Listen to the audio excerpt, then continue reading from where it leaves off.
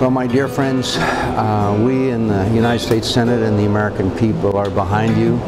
We continue to press for a no-fly zone, for greater involvement by the United Nations, and perhaps even other international organizations to bring an end to this needless genocidal activities that are taking place and hurting you so much.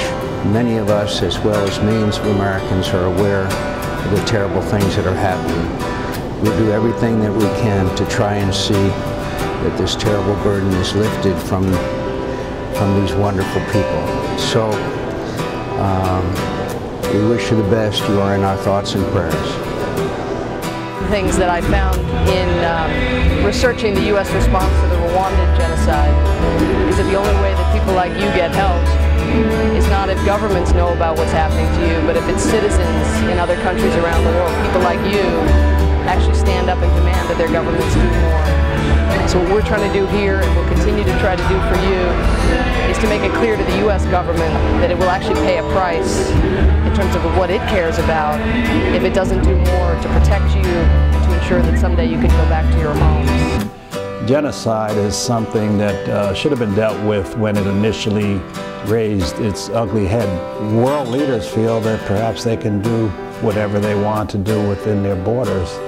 We will not forget you. We will be back. We're going to bring a solution to this problem. We're going to press until you can go back home safely. That's our goal, and we will continue to push until that happens. To all of you who are in Darfur right now, I just want to say that there are many of us in the United States, including here in the United States Senate, that care very much about what happens there.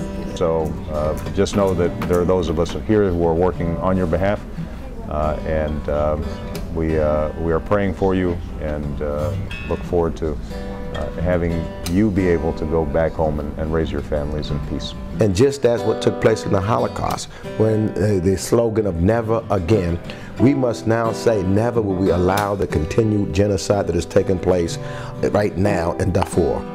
I say to you, I promise you that I'm going to do everything that is in my power. You are forever in my prayers, and until the genocide is over, this member of Congress, and I'm sure that there's hundreds of others that are here, and in fact, the American people know what's taking place. We're coming to your aid. We are praying for you every day. We understand the circumstances that you are under. We have not forgotten about you, nor will we forsake you.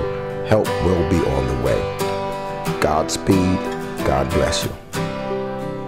We forgot.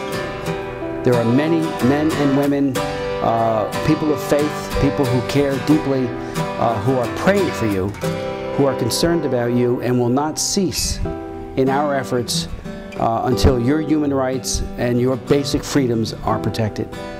And when I met with President Bashir, I made it very clear for the people of Darfur and that the world is watching and hoping and pressuring. Kara? Hi, I'm Mira Sorvino, and we haven't forgotten all of you people of Darfur. We feel for you, we bleed for you, and we're trying to do everything in our power to send help. Thank you. This is John Rich with Big and Rich, and we're playing here in New York City right now to raise awareness about you guys back in Darfur. And we're not going to stop until the problem is fixed. And God bless you all. Stay strong, and we'll be talking to you again really soon. God bless. We have not forgotten you. We will help you.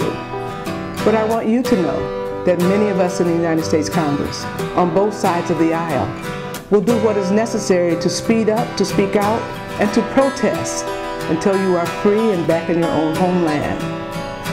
So to you, my sisters and brothers, who find yourselves in horrible conditions, we ask you to pray, and we will pray with you. Additionally, we will work as the United States Congress, some 100 of us, in a bipartisan way, to make sure that we bring this horrific condition to a conclusion. We promise we will do all that we can to return you to your homeland, to stop the atrocities, so that you once again can live as a proud African people. We love you.